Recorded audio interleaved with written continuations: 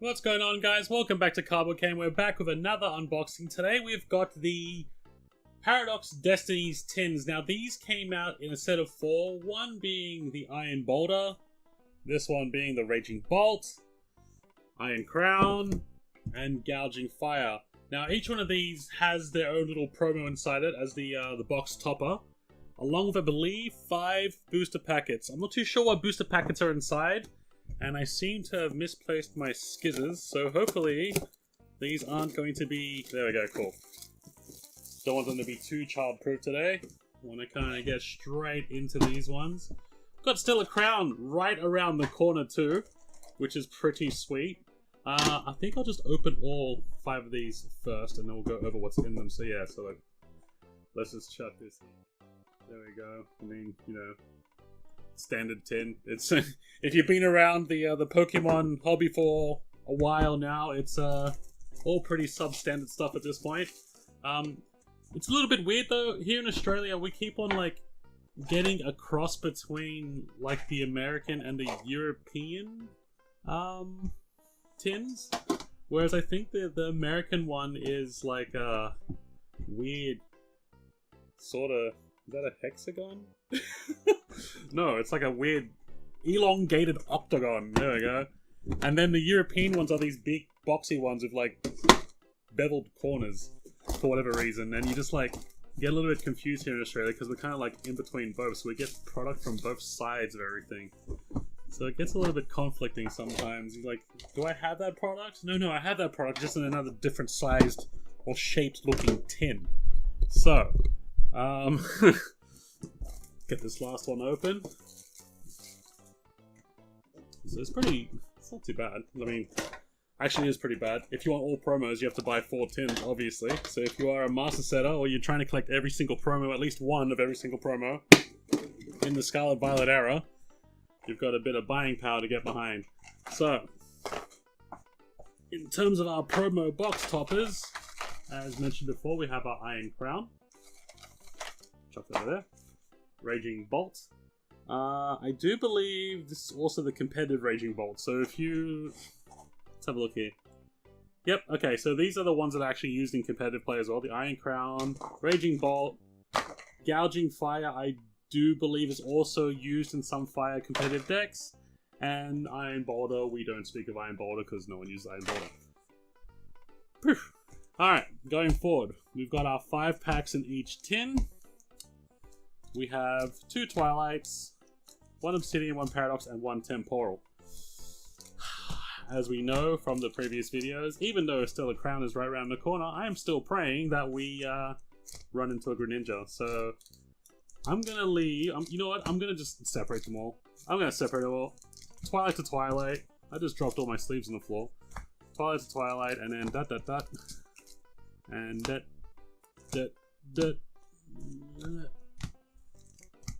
Let's hope that we get something huge in our Twilight Masquerade packets, because that Greninja is only going up in price, and the likelihood of me acquiring it by responsible fiscal means is going very quickly out the window. So we'll start with Paradox Rift first.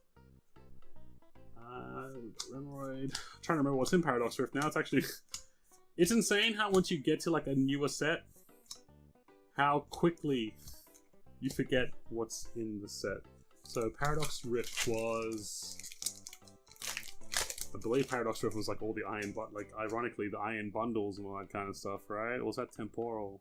I can't remember. Oh no, Paradox Rift was the Garchomp? Garchomp and...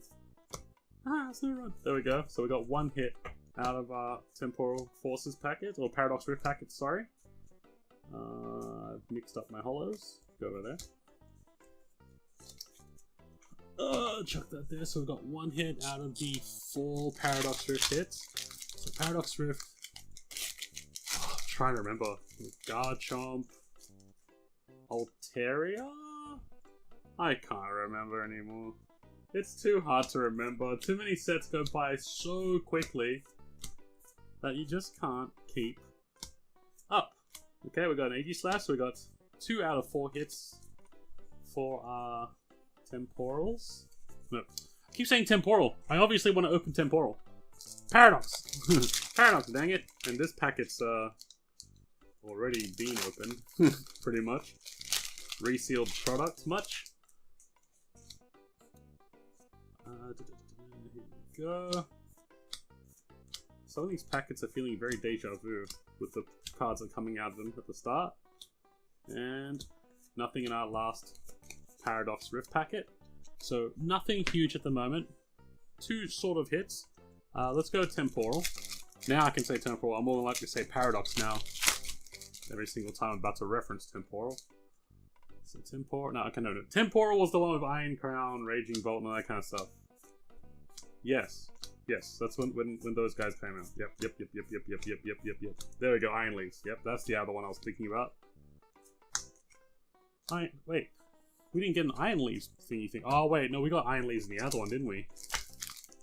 It was Iron Leaves and something for the tins. I can't remember what it was, what the other one was. It came in like a tin set of 2. I can't remember. Iron Leaves and the Virizion one? Another Iron Crown, probably? And nothing in this one.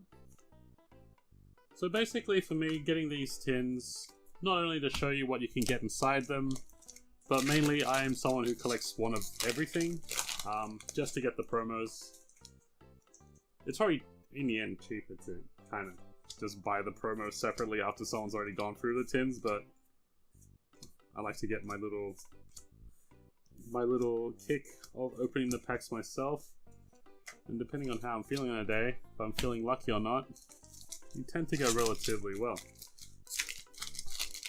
I do have to say, I think my luckiest set is probably Obsidian Flames, considering how many Charizards I've opened up without really expecting it to happen, and this just kind of happened. Ooh, Buddy Puffin. We need those. Hey! Ooh, yes, okay. Big hit. We got a Buddy Puffin in the little card before, and we got a Prime Catcher. Big hit. Very big hit. Very big, still very sought after in terms of competitive cards. Very good A-Spec to be getting. Not many other A-Specs out there are sought after compared to Prime Catcher. Very good one to get. Very happy with that. So far, that Prime Catcher basically pays for that one tin.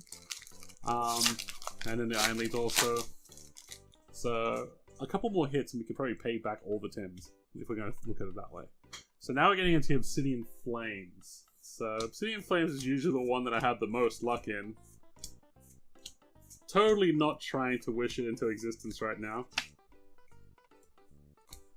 The Obsidian Flames has given me pretty much the most love out of all the sets in Scarlet Violet. Probably that and Paldea Evolved. Paldea Evolved was pretty good too. I've got very lucky with the cases that I had gotten when it first came out. Because I believe we almost hit like... And, ooh, there we go. Pidgeot, full art. Nice. Still a value. I think it's pretty... That Pidgeot for Scarlet Violet, I believe they said it is one of the best and most powerful abilities of a card that's ever been released for a very long time. Like before it was like Forest Sealstone, but Pidgeot is just so strong in the competitive scene just because of its just quick search ability. Like, just search any card, don't show it to your opponent once per turn. That's pretty insane. Wow, that... Oh, wow. That's mangled, and this front card is absolutely destroyed. I don't know if you can see that or not, but yeah, there you go. You should see, like, oh, absolutely destroyed. Alright, we've got 2 more packs. This packet and 1 more pack.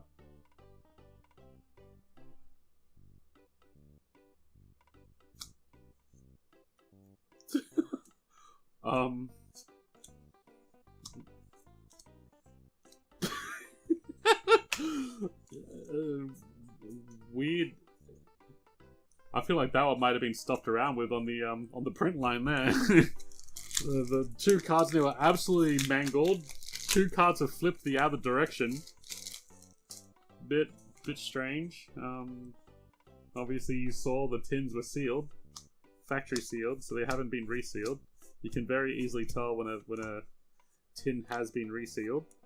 Alright, and then nothing else in there. So we got, out of the Obsidian Flames, we got us a Pidgeot. Out of the Temporal Force, we got a Prime Catcher and an Iron Leaves. And out of the Paradox Rift, we've got a Snorunt and an Aegislash. Now come the dreaded Twilight Masquerade. I feel like Twilight Masquerade has been by far the most brutal set in Scarlet Violet so far.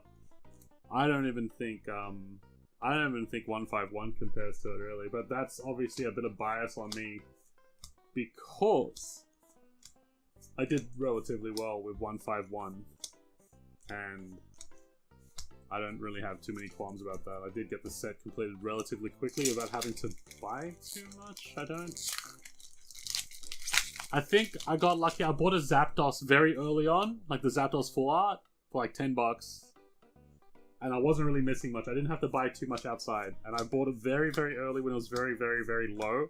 And now obviously 151 went through the roof and pushed a lot of people out of collective collective value. Until like reprints and all that stuff kind of came through and everyone kind of bought them all up and had another go at it. Alright, so we're on our third pack of Twilight Masquerade here.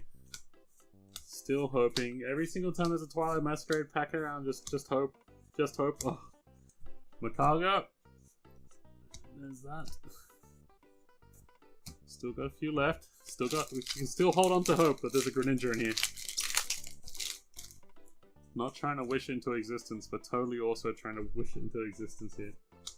I think for Twilight Masquerade, at this point in time of recording, we need a Greninja, and I need the... Oof, Lyron.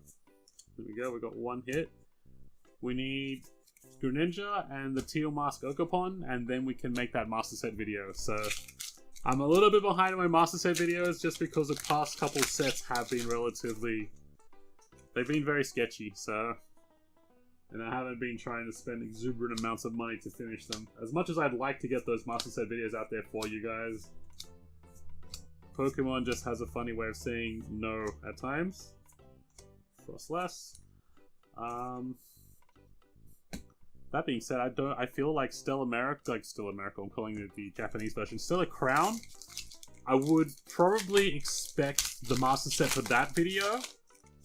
I know it's like still a few days until the release comes out, but considering the fact that I've had a relatively good start to Stellar Crown because of the pre-releases, hitting into Terrapagos SIR, the big one is out of the way, so I feel as though that's going to be a set that's going to be very easily completed, also mainly because it doesn't have a very massive end set, but it does have a few relatively pricey IRs and stuff like that. So the IRs kind of notch into the whole...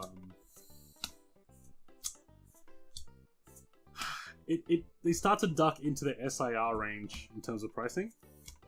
And alright. Lucky last packet.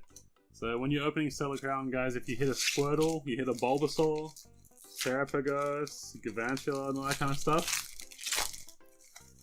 then you're screaming.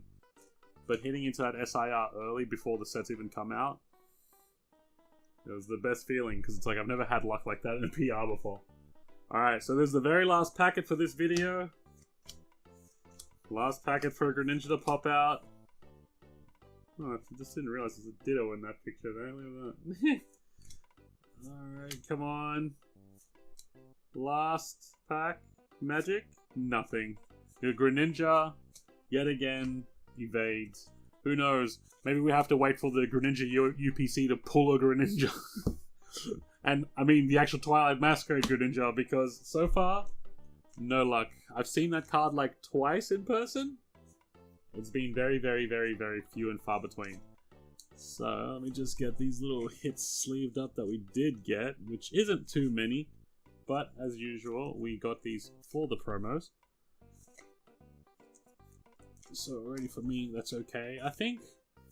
Obviously, we didn't really make the money back for the tins, but the Prime Catcher and the Pidgeot pretty much brought it up to the point of going, that's cool, I got my promos, that's alright. Because you'd like, what, you'd be spending like $10 per promo. $10 per promo. Prime Catch is like about $30. Pidgeot's about 15.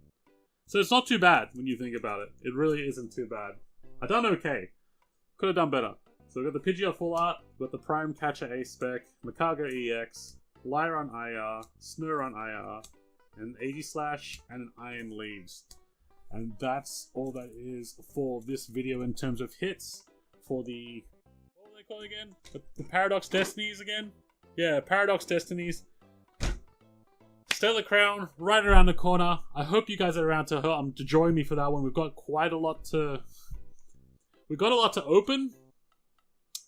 And I'm hoping that my luck is a lot better than it was with Twilight Masquerade. Because Twilight Masquerade, that first tin had me on a high.